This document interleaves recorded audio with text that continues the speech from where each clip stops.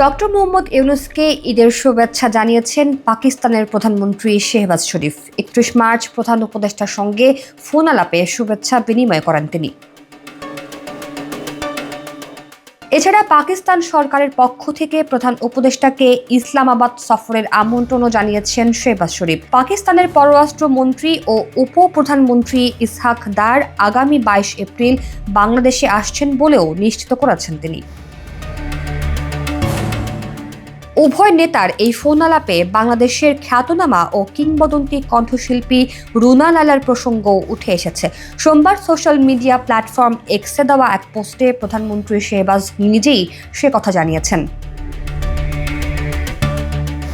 ওই পোস্টে তিনি বলেন, বাংলাদেশের প্রধান উপদেষ্টা অধ্যাপক ডক্টর মোহাম্মদ ইউনূসের সঙ্গে টেলিফোনে মনোরম কথোপকথন হয়েছে।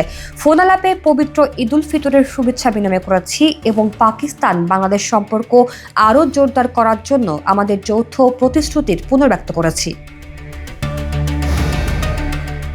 শেহবাজ শরীফ আরও বলেন, আগামী ২২ এপ্রিল একটি বাণিজ্য প্রতিনিধি দলের সাথে পাকিস্তানের উপপ্রধানমন্ত্রী ও পররাষ্ট্রমন্ত্রীর ঢাকা সফরের জন্য অধীর আগ্রহে অপেক্ষা করছি।